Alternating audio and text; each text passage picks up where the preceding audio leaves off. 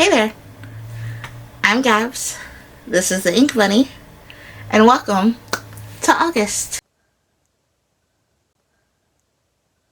So, for August, I've decided that we are going to do a childhood readathon.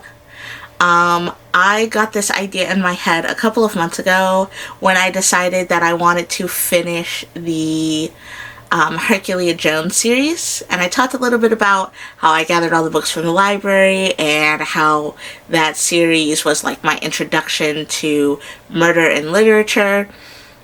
And I thought it would be a fun idea to finish the series because I never did.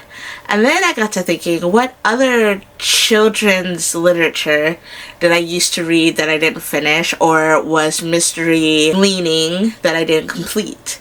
And then the idea kind of evolved from just Herculeah Jones to a few series. So let's get started. We are going to read 21 books for this readathon in August, calling it the Childhood-A-Thon. I have 2 Sweet Valley High novels. I have Evil Elizabeth, which is a super chiller, and I have Double Jeopardy, which is a super thriller. Both of these are written by Francine Pascal, who unfortunately passed away yesterday, and I am very, very sad. I read a lot of her books growing up. I almost completed the entire series of Fearless. I'm just really sad that she's gone. Another voice lost. So there are 2 Sweet Valley High books on this list. Double Jeopardy, I own this. It says, when twin sisters Jessica and Elizabeth Wakefield land internships at the Sweet Valley News, they think they'll be reporting the news, but they end up making headlines when Jessica becomes an eyewitness to murder. Then Adam Maitland, a friend of the twins' brother Stephen, is charged with the murder, and Elizabeth has evidence that could convict him. Jessica knows Adam is innocent. She saw the murderer, and she sets out to prove it. The problem is, he saw her too. Can the twins find the killer before he finds them, or will Jessica and Elizabeth be caught in a deadly case of mistaken identity? This was published in 1987. The other Sweet Valley book I'll be reading is a Sweet Valley Twins super chiller. It's called Evil Elizabeth, and this is number 9 in this like mini series. And it says, who's afraid of Elizabeth Wakefield? Everyone thinks of Elizabeth Wakefield as the nice twin. That's why she loves her Halloween mask. It's so scary that no one can believe Elizabeth is behind it. But her appearance isn't the only thing that changes when Elizabeth puts on the mask. Little by little, it makes Elizabeth act evil. Only Elizabeth doesn't know it.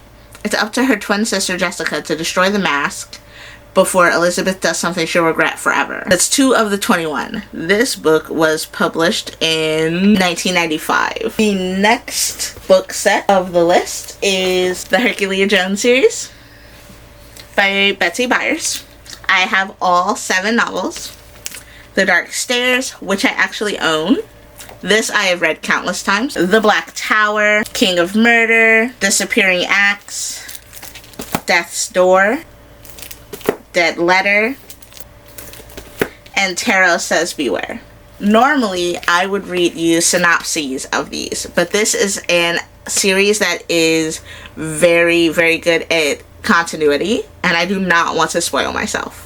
So, if you want to know what's going on, I will leave links for this book series in the description box, so you can just hop over to Goodreads and read the synopses yourself. The next set of books, and the last set of books I'm going to read, are the Mary-Kate and Ashley adventures. In these, Mary-Kate and Ashley are detectives. They hop into different mysteries and try and solve them. Owned like 4 or 5 of these as a kid, and I know I read them, but I don't remember anything about them. So I have a few from the library, and I don't know if these have an overarching story or not. List goes as such: The Case of the Jingle Bell Jinx, The Case of the Easter Egg Race, The Case of the High Seas Secret, The Case of the Hidden Holiday Riddle, The Case of the Dog Show Mystery,